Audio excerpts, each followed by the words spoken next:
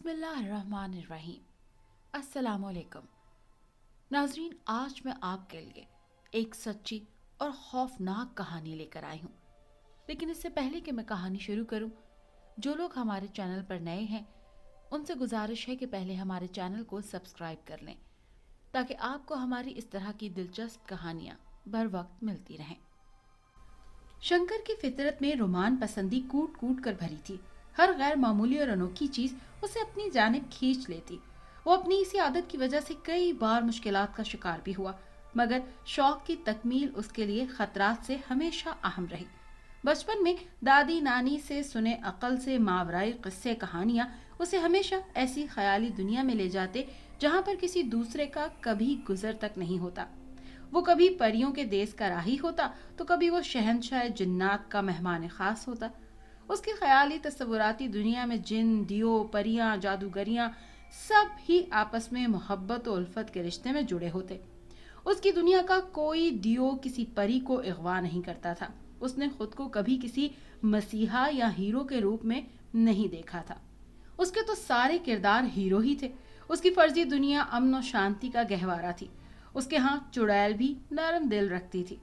उसे याद था बचपन में सीतागढ़ के उजड़े गांव में जब लोग डर की वजह से जाना छोड़ गए थे, वो वहां बेखौफ खतर जाया करता था।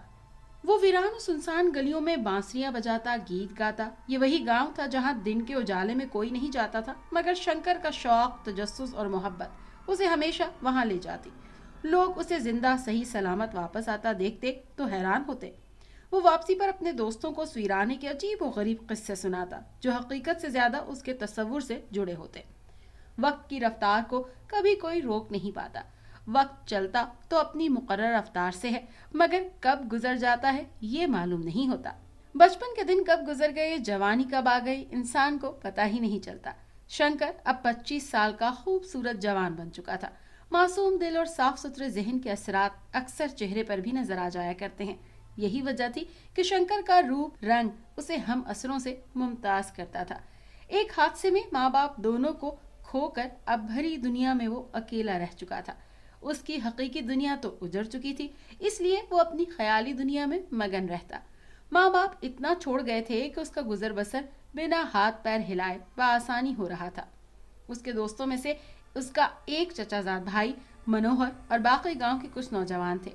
उसका हल्का अहबाब ज्यादा वसी नहीं था, मगर जितना भी था सभी उसकी जहनी हालत शौक से आशना थे। वो सबको अपने ख्याली और तस्वुराती सफरनामे सुनाता रहता और सब सुनते रहते। माँ बाप के अचानक गुजर जाने के बाद तो उसके पास करने के लिए कुछ भी नहीं था, इसलिए उसका गुजर कभी जंगल में होता तो कभी पहाड़ों में निकल खड़ा होता। उसका गांव एक कुदरती जंगल से थोड़ी दूर था। पहाड़ी सिलसिलों के दरमियान कहीं कहीं छोटे छोटे देहात थे और बाज देहात ऐसे भी थे जो मुख्तलिफ वक्तों में मिट चुके थे। उनके बस निशानात ही बाकी थे।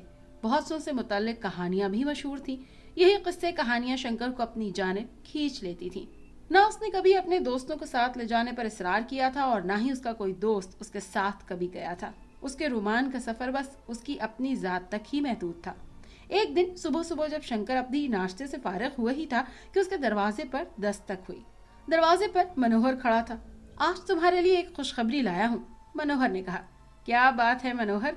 मुझे एक नए इलाके का पता चला है जहाँ पर सुना है भूत प्रेत और पता नहीं क्या क्या पाया जाता है। मनोहर ने एक ही सांस में अपनी तमाम बात मुकम्मल करते हुए कहा। अच्छा, वाह, कहाँ पर? शंकर ने फिरता जज्बात से पूछा। यहाँ से करीब 50 मील दूर शुमाल की जानिब एक पहाड़ी सिलसिला है जिसका नाम असबली नाम है और कोहे जम्बूरा है, मगर वो मशहूर वादी खौफ के नाम से है। मनोहर ने तफसील बताते हुए कहा। तो मैं आज ही रवाना हो रहा हूँ, शंकर बोला। जरूरी सामान लेने के बाद शंकर अपनी मंजिल की जानिब रवाना हो गया। सफर के दौरान कुछ हिस्सा तो घोड़े पर तय होना था, मगर ज्यादातर पैदल ही सफर था। शंकर अपने ख्यालों में मगन चला जा रहा था। कई बार ऐसा हो चुका था कि उसने बहुत लंबा सफर किया था, मगर उसके हाथ कुछ नहीं आया। मुख्तलिफ इलाकों के बारे में सुने गए पुरस्रारियत से भरपूर किस्से झूठ निकले थे, मगर इस बार उसका दिल कह रहा था कि जरूर उसको कुछ न कुछ मनपसंद चीज हासिल हो ही जाएगी। आज शंकर कहाँ गया? सुबह मिला था, मगर बहुत जल्दी में था, इसलिए बात नहीं हो सकी। राजन ने मनोहर से पूछा। मुझे नहीं मालूम, शायद अपने किसी काम से गया होगा, आ जाएगा जल्द वापस, मनोहर ने कहा। राजन सीधा शंकर के घर चला गया। جا کر ملازم سے پوچھا، چچا یہ شنکر کہاں ہے؟ آج صبح سے ہی نظر نہیں آیا۔ پتر وہ کسی وادی خوف نامی پہاڑی پر گیا ہے، سنا ہے وہ بہت خطرناک جگہ ہے۔ میں نے تو بہت روکا پر چھوٹے سرکار اس معاملے میں کہاں کسی کی سنتے ہیں۔ چچا یہ نام پہلی بار سن رہا ہوں، اس سے قبل تو کبھی نہیں سنا۔ ہاں آج وہ منوہر ہے نا، اس نے بتایا تھا چھوٹے سرکار کو اور وہ چلے گئے سن کر۔ یہ سن کر راجن حیران رہ گیا کیونکہ تھوڑی دیر قبل ہی تو منوہر کہہ رہا تھا کہ وہ شنکر کے اوقات کار سے انجان ہے۔ شنکر کو گئے ہفتہ ہو چکا تھا، وقت گزر رہا تھا۔ ایک دن اچانک منوہر نے چچا رام لال کو گھر سے نکال کر گھر پر قبضہ کر لیا۔ بات بڑھی تو گاؤں کی پنچایت تک بات گئی، سارا گاؤں اکٹھا ہو گیا۔ ہاں منوہر بتاؤ، تم نے شنکر کے گھر اور زمین پر کیوں قبضہ کیا ہے؟ میں نے کوئی قبضہ نہیں کیا۔ اب شنکر بیچارہ جب نہ آئے اور دنیا میں ہی نہ رہا ہو تو اس کا سب کچھ میرا ہی تو ہونا ہے، اس کے علاوہ اور کون ہے اس کا؟ اور تو کوئی بھی رشتہ دار نہیں، منوہر نے ہلکی سی مسکراہٹ کے ساتھ کہا۔ کیا مطلب ہے تمہارا؟ گاؤں کے مکھیا نے غصے سے کہا۔ منوہر وادی خوف کی جانب گیا تھا، وہاں ایک دوست نے اسے دیکھا تھا، اسی نے بتایا کہ وہ اب اس دنیا میں نہیں ہے، کسی پہاڑ سے گر کر اس کی موت ہو گئی ہے۔ میرا دوست بخشی ناتھ اس بات کی گواہی دے گا۔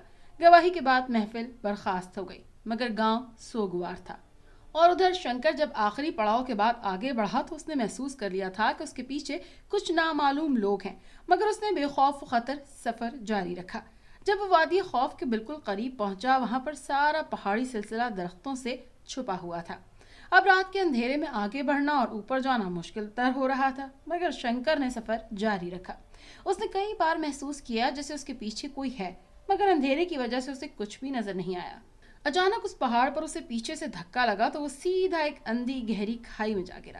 گرتے ہوئے اس نے انسانی قہقہے سنے، اس کے بعد اس کا ذہن گہری نیند میں چلا گیا۔ اچانک وہ ہڑبڑا کر اٹھا۔ وہ ایک سرسبز وادی میں تھا، اس کے چاروں اطراف حسن و رعنائی کے ایسے نظارے تھے جو اس سے قبل اس نے کہیں بھی نہیں دیکھے تھے۔ وہ پھول اور کلیوں اور رنگوں میں کھو گیا۔ اچانک اسے ایک آواز نے متوجہ کیا، تم یہاں کیوں آئے ہو؟ شنکر نے اٹھ کر چاروں طرف دیکھا، وہاں کوئی نہیں تھا۔ تم کہاں ہو؟ اس نے بلند آواز میں پوچھا۔ اچانک اس کے سامنے ایک خوبصورت لڑکی آ گئی، جس کو دیکھ کر وہ اسی میں کھو گیا۔ اس کے ذہن میں کئی تشبیہات اور استعارے آئے، مگر اس نے خود پر قابو پا لیا۔ میں اس کی تلاش میں رہتا ہوں جو دنیا والوں کے لیے اوجھل ہیں، جس سے لوگ خوف کھاتے ہیں، جن کے تصور سے انسان ڈر جاتے ہیں۔ میں اپنے ایک چچا زاد بھائی کے کہنے پر ادھر آیا ہوں، مگر مجھے کسی نے پہاڑ سے اندھیرے میں دھکا دیا، مجھے نہیں معلوم کیسے میں محفوظ رہا پر اس کھائی میں گر گیا۔ تم کو مار ڈالنے کے لیے ہی ادھر بھیجا گیا ہے۔ اے اچھے انسان، تمہارے اندر کی اچھائی نے تم کو بچا لیا۔ یہاں بہت سے لوگ آتے ہیں جو مختلف عمل کے لیے ہماری دنیا میں زہر گھولنے کی کوشش کرتے ہیں، جس کی وجہ سے ہم مجبور ہو کر بدلہ لیتے ہیں۔ لڑکی نے کہا، آؤ تم کو یہاں کی سیر کراؤ۔ شنکر کو ایسے لگا جیسے کوئی اندیکھی طاقت اس کو کھینچ کر فضا میں بلند کر رہی ہو۔ اس کے پاؤں فضا سے جیسے ہی اوپر اٹھ گئے تھے، اسے لگا جیسے وہ اڑتا ہی چلا جا رہا ہے۔ چاروں طرف خوبصورت ہی نظارے جا بجا بکھرے ہوئے تھے، ایسی خوش رنگ پھول تھے جو اس سے پہلے اس نے کبھی نہیں دیکھے تھے۔ اس نے دیکھا جھیلوں کا ایک جال نظر آ رہا ہے، جہاں پانیوں پر ایسے آبی جانور اور پرندے تیر رہے تھے جو اس نے کبھی بھی نہیں دیکھے تھے۔ فضا میں خوشبوؤں کا بسیرا محسوس ہو رہا تھا، پرندوں کی چہک سے ہواؤں میں نغمگی کی کیفیت طاری ہو رہی تھی۔ ایسا محسوس ہو رہا تھا جیسے کائنات کا سارا حسن اسی جگہ سمٹ آیا ہو۔ پھلدار درختوں پر لگے پھل قدرت کا انعام محسوس ہو رہے تھے۔ وہ تیرتا ہوا حیرت سے سبزہ و گل کو تکتا چلا جا رہا تھا۔ اس کے سوال تو جیسے ختم ہو گئے تھے، زبان گونگی ہو چکی تھی۔ اچانک اس کے سامنے فضا میں اڑتا ہوا ایک تھال آیا جس میں ایک بڑا پیالہ پڑا ہوا تھا۔ اس نے بنا سوچے سمجھے اس کو اٹھا کر ہونٹوں سے لگا لیا۔ اس کو ایسا لگا جیسے دنیا جہاں کے تمام مشروبات ایک پیالے میں سمٹ آئے ہوں۔ ایک کھلے میدان میں جس کو چاروں اطراف سے بلند پہاڑوں اور سبزے نے گھیرا ہوا تھا، وہاں پر اس کے قدم زمین پر لگے، وہ جیسے واپس ہوش میں آ گیا ہو۔ یہ لو، یہ تمہارے لیے ہے۔ اس کو اپنے گاؤں لے جا کر کھولنا اور سب کے سامنے بتانا کہ یہ تم کو اس بستی سے تحفہ ملا ہے۔ اور ہاں اچھے نوجوان، دوبارہ ادھر مت آنا، ہماری اور تمہاری دنیا بہت الگ ہے۔ جاؤ اپنی دنیا میں اور خوش رہو۔ شنکر کو جیسے چکر آیا، وہ گرا اور بے ہوش ہو گیا۔ اس کی دوبارہ آنکھیں کھلی تو وہ اپنے گاؤں سے باہر پڑا ہوا تھا۔ وہ کچھ سمجھ نہیں پا رہا تھا، اس نے خواب دیکھا تھا یا حقیقت۔ मगर जब उसने अपने सामान का थैला खोला तो उसके अंदर वो पोटली मौजूद थी। वो उठा और सीधा घर चला गया। उसके आने की खबर सारे गांव में फैल गई थी। सारे गांव के सामने उसने पोटली खोली। अंदर से जो निकला तो उसे देखकर सारा गांव चौंक गया। मगर सबसे ज्यादा हैरत मनोहर को थी। पोटली हीरों से भरी हुई थी। ऐसे ऐसे लाल और गौहर थे जिसको देखकर सब बस देखते ही चले जा रहे थे। सारा गांव खुश था, मगर कुछ चेहरे बुझे हुए थे। शाम के वक्त मनोहर अपने 4 दोस्तों के साथ उसके पास पहुंच गया। यार मनोहर, तुमने तो कमाल ही कर दिया। क्या जगह दिखाई। मुझे ये सब वहां पर मिला। अब मैं आइंदा कहीं नहीं जाऊंगा। ये मेरा आखिरी दौरा था। अगली सुबह मनोहर और उसके 4 दोस्त गांव से गायब थे। कोई नहीं जानता था कि वो कहाँ गए हैं। मनोहर और उसके चारों दोस्त आंधी और तूफान की तरह वादी खौफ की जानिब जा रहे थे। यार मनोहर, हमको भी वैसा माल मिलेगा ना? हाँ ना, क्यों नहीं मिलेगा। वो अकेला इतना कुछ ले आया है, हम तो फिर 5 हैं। फिर हमारे पास आला असलहा भी है। हम तो छीन कर ले आएंगे सारा खजाना। कई दिन के सफर के बाद एक शाम वो लोग वादी खौफ में पहुंच गए। थकावट की वजह से वो जाते ही सो गए। नींद की गहरी वादी में एक चीख से अचानक वो सब जाग उठे। रात अपने जोरों पर थी। चांद तो निकला हुआ था, मगर ऐसे महसूस हो रहा था जैसे बादलों से सारी रोशनी को छुपा लेने का इरादा करता हो। हर तरफ कालक ही कालक नजर आ रही थी। सभी खौफजदा नजरों से इधर उधर देख रहे थे। एक तेज आवाज फिजा में गूंजी, ए लालची लोगो, तुम सबको तुम्हारी मौत यहाँ पर खींच लाई है। तुम सब गुनाहगार हो। तुमने एक मासूम इंसान को कत्ल करके उसके मालो दौलत पर कब्जा करना चाहा था। कांपते हाथों से सबने असलहा निकाला। जल्दी जल्दी सबने लाइटें रोशन की। रोशनी में जो पहली चीज नजर आई वो जमीन पर पड़ी हुई खून आलूदा इंसानी खोपड़ियां थी, जिसे देखकर सबकी एक साथ ही चीखें निकल गईं। कौन? सामने आओ, मनोहर ने हौसला करते हुए कहा। अचानक जगदीश ने बुलंद आवाज में कहकहा लगाया। बस फिर तो जैसे उस पर दौरा पड़ गया। मनोहर, तुम कातिल हो। तुमने दौलत की खातिर उन सब के साथ मिलकर अपने ही भाई को मार डालना चाहा। ऐसा लग रहा था जैसे जगदीश अपने आप से बाहर निकलकर बेसाख्ता बोल रहा हो। बोलते बोलते वो गिरा और बेहोश हो गया। मनोहर और बाकी लोग आहिस्ता आहिस्ता आगे की तरफ जा रहे थे। रोशनी का एक झमाका हुआ। उनको सामने 30-40 फीट दूर एक इंसान खड़ा नजर आया। सबने एक साथ फायर खोल दिए। उनको ऐसे लगा जैसे सारी गोलियां सामने खड़े इंसान के सीने में उतर गईं। उसके सीने से खून का फव्वारा निकला जो सीधा उसके चेहरे पर आकर गिरा। ऐसा लग रहा था जैसे फिजा से खून की बारिश हो रही हो। सब खून में नहा चुके थे। वो आगे बढ़े तो छलनी सीने के साथ वो इंसान फिर खड़ा हो गया। उसने एक हाथ अपने सीने के अंदर डाला। अचानक वहां से कुछ निकालकर उन पर फेंक दिया। उन पर जैसे कई आंतड़ियों की बारिश हो गई। हर तरफ रोशनी हो चुकी थी। बंदूकें हाथों से गिर चुकी थी। सब भाग रहे थे। मौत से फरार की कोशिश में सब अपना आप तक भूल चुके थे। बख्शी, नाथ और मनोहर एक साथ भाग रहे थे। दूसरे दोनों अलग भाग रहे थे। भागते भागते दोनों एक गार में पहुंच गए। जल्दी से गार में घुसकर छुप गए। अचानक गार का मुंह बंद होने लगा। गार रोशनी में नहा गया। गार में हर तरफ अजीब सी बू फैली हुई थी। दोनों उठकर गार देख रहे थे। अचानक एक तेज चीख ने उनके दिल को दहला दिया। उनके सामने एक बिना चेहरे की औरत खड़ी थी। उसके हाथ बढ़े चले जा रहे थे। वो पीछे हटते हटते दीवार के साथ लग गए। हाथ आगे बढ़ रहे थे।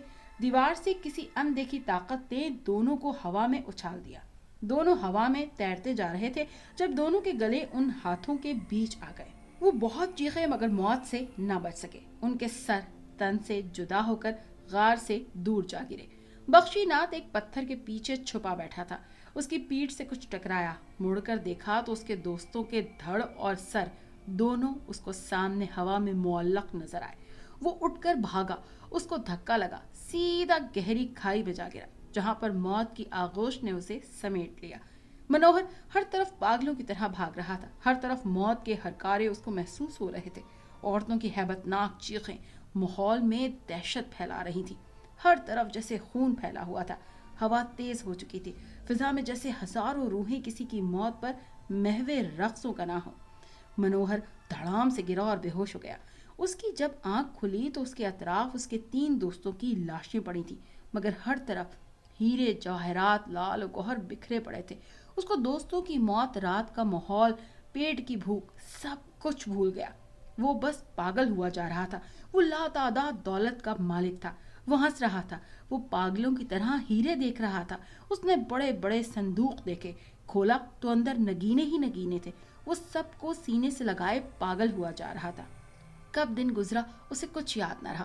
وہ تو بس سب سمیٹ رہا تھا۔ اسے بھول چکا تھا کہ وہ اپنے کتنے دوست، کیسے کیسے پیارے دوست کھو چکا ہے۔ اسے یہ بھی یاد نہ تھا کہ یہاں سے واپسی کا راستہ کیا ہوگا۔ کیا یہ غار اس کا مدفن بنے گا یا وہ کسی گہری کھائی میں گر جائے گا؟ ابھی چند ہی گھنٹے قبل اس کے دوست کس عبرت ناک موت کا شکار ہو چکے تھے، اسے کچھ یاد نہیں تھا۔ بس لالچ و ہوس کا پجاری اس ظاہری دولت کو پا کر خوشی سے نہال ہوا جا رہا تھا۔ رات کے اندھیرے نے اسے آ لیا۔